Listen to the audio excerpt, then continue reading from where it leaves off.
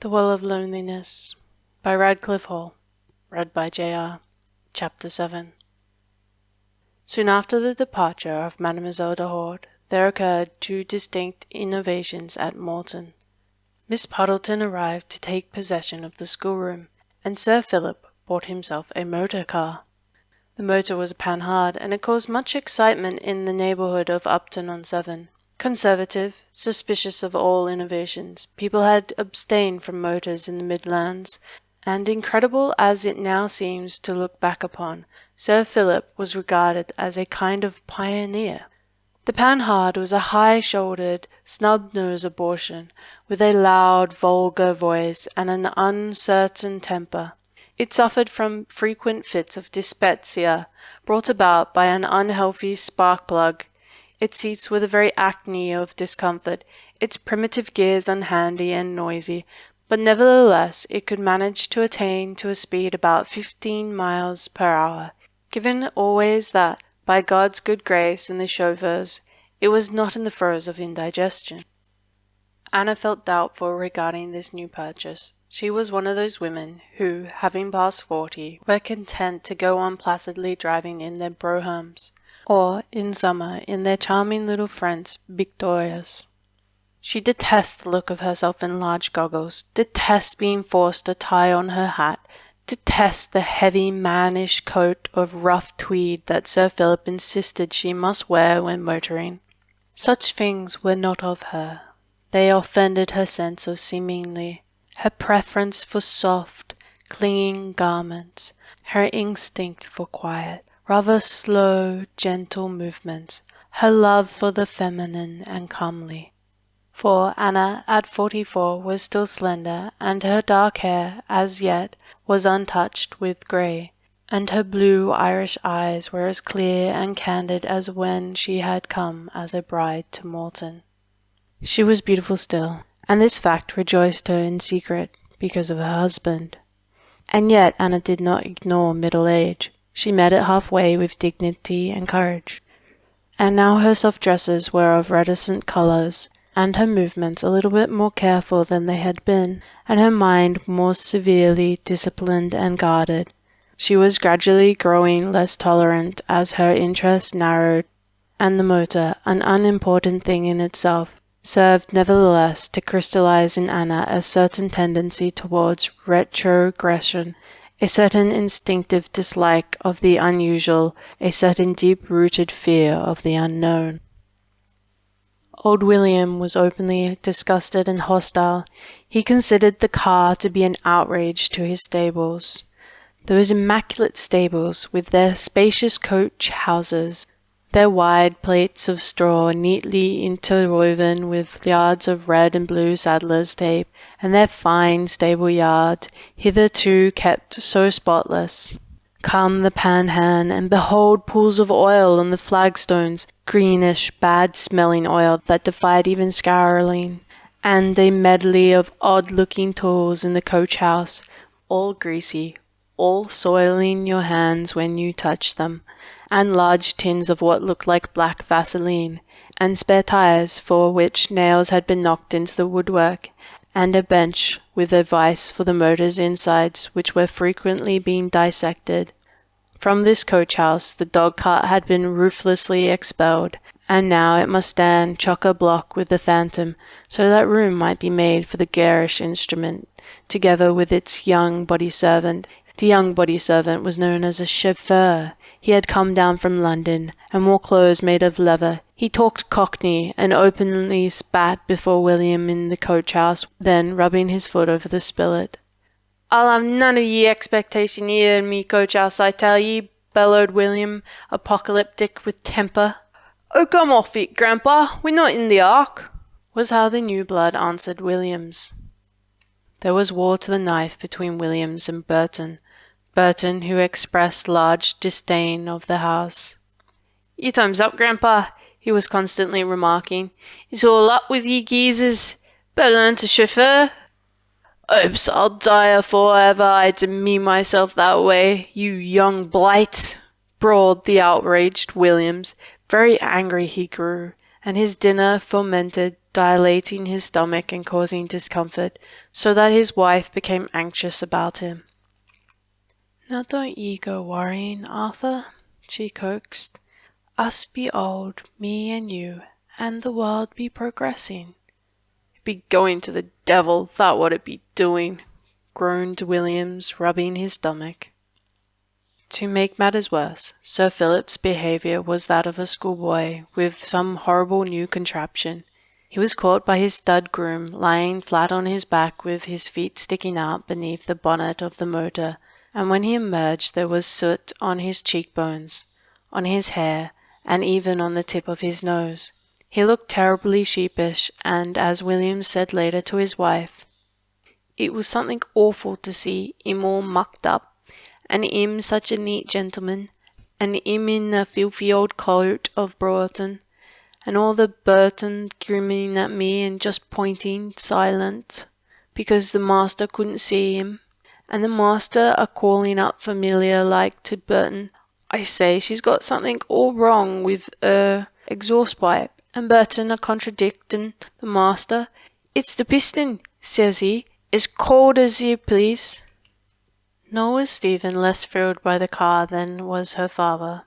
Stephen made friends with the execrable Burton, and Burton, who was only too anxious to gain allies, soon started to teach her the parts of the engine. He taught her to drive too, Sir Philip being willing, and off they would go, the three of them together, leaving Williams to glare at the disappearing motor. "And such a fine horsewoman and all," he would grumble, rubbing his disconsolated chin.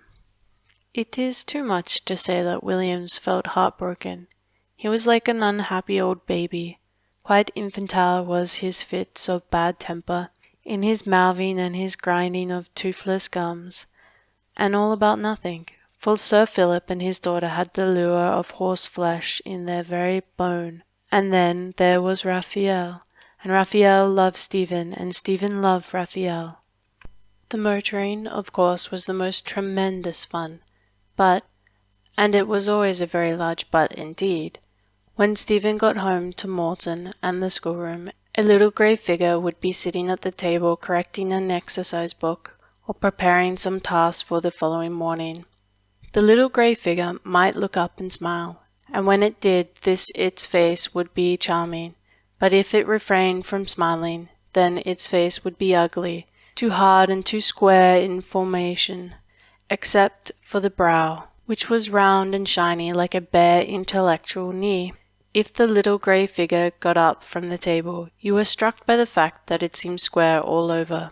Square shoulders, square hips, a flat, square line of bosom, square tips to its fingers, square toes to its shoes, and all tiny. It suggested a miniature box that was neatly spliced at the corners.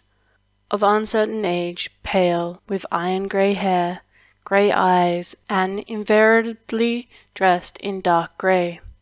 Mrs. Puddleton did not look very inspiring, not at all as one having authority, in fact, but on close observation it had to be admired that her chin, though miniature, was extremely aggressive. Her mouth, too, was firm, except when the firmness was melted by the warmth and humour of her smile, a smile that mocked, pitied, and questioned the world, and perhaps Mrs. Puddleton as well.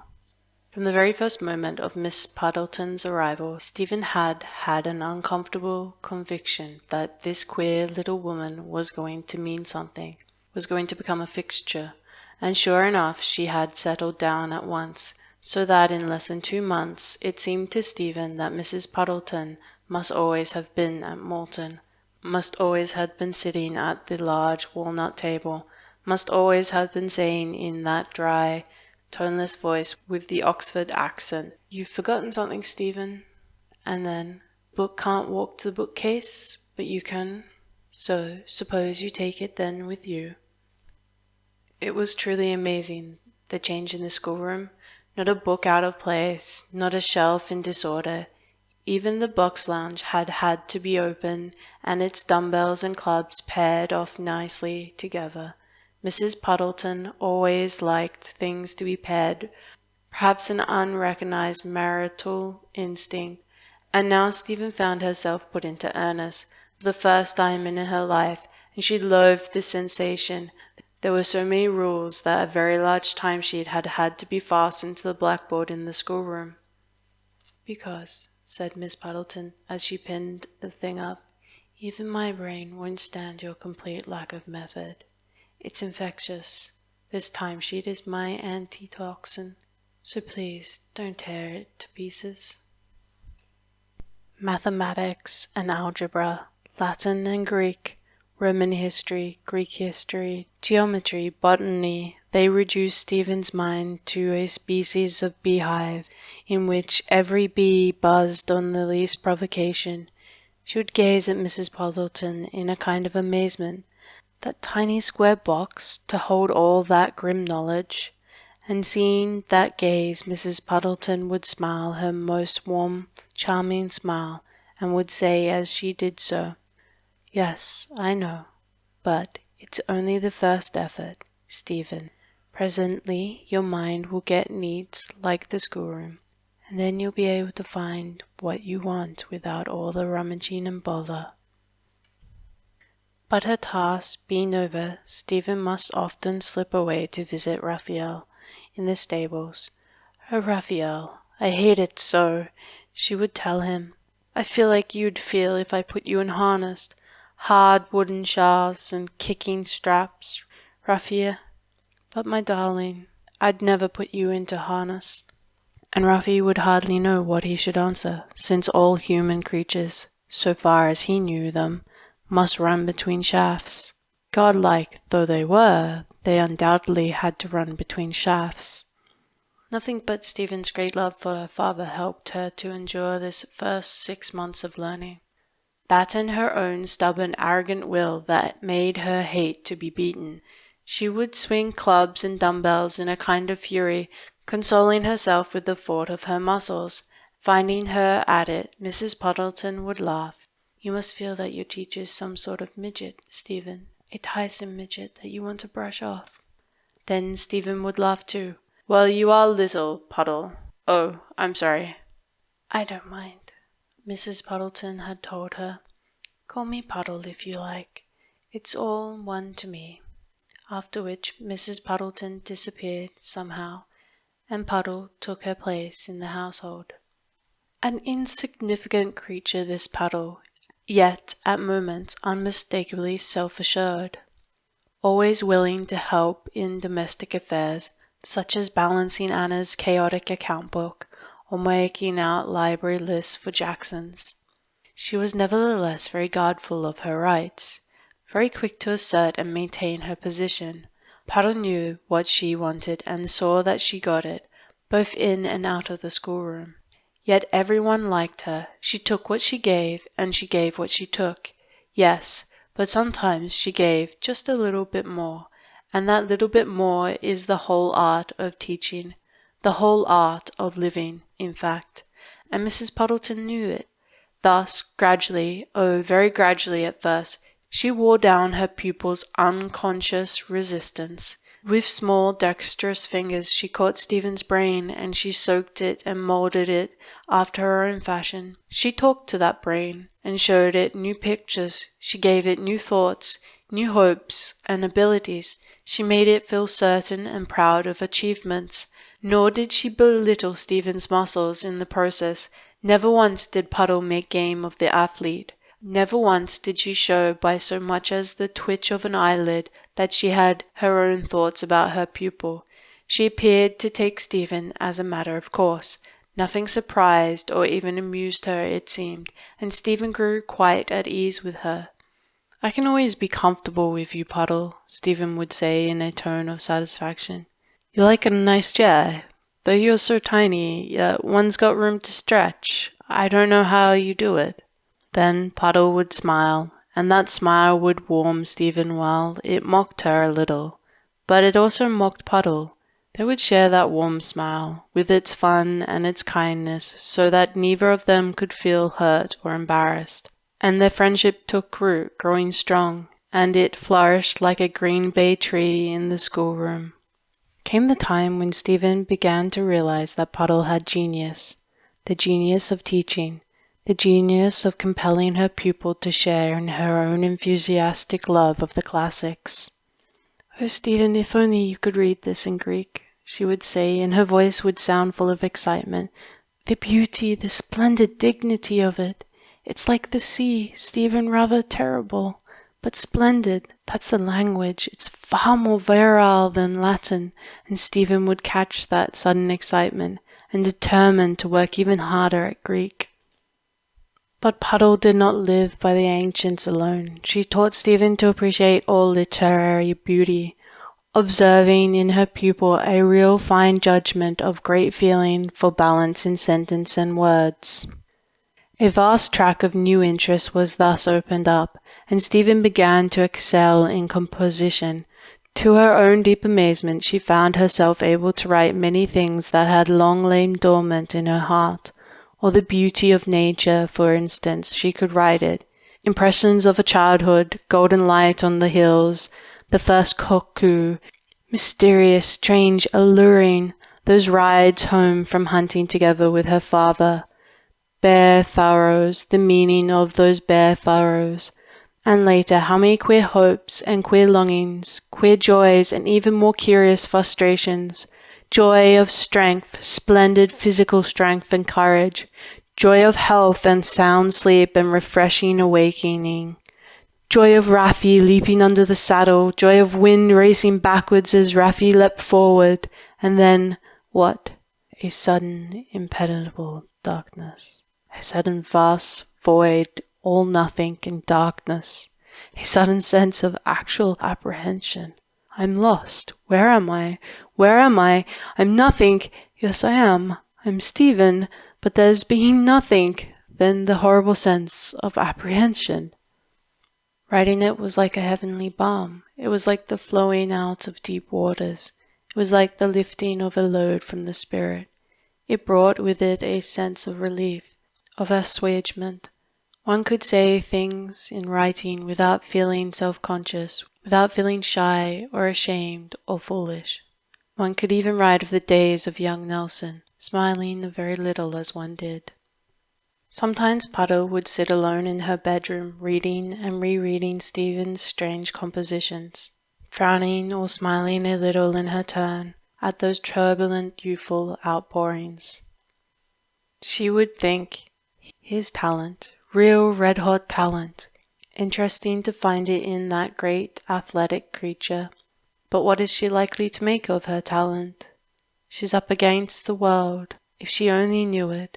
Then Puddle would shake her head and look doubtful, feeling sorry for Stephen and the world in general.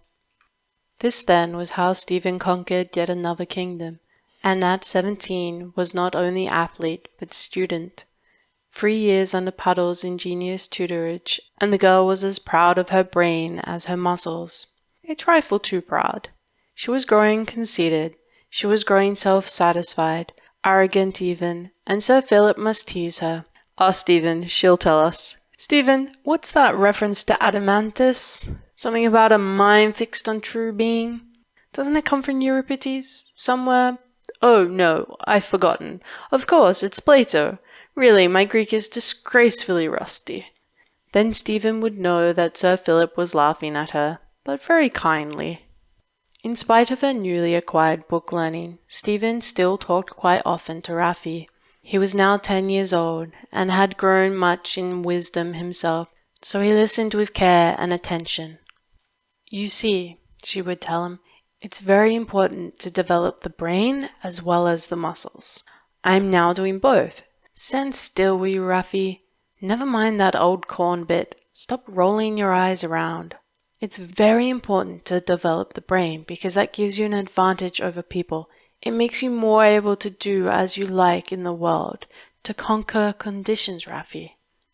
And Raffi, who was not really thinking of the corn bit, but rolling his eyes in an effort to answer, would want to say something too big for his language, which at best must consist of small sounds and small movements, would want to say something about a strong feeling he had that Stephen was missing the truth. But how could he hope to make her understand the age-old wisdom of all the dumb creatures, the wisdom of plants and primitive forests, the wisdom come down from the youth of the world.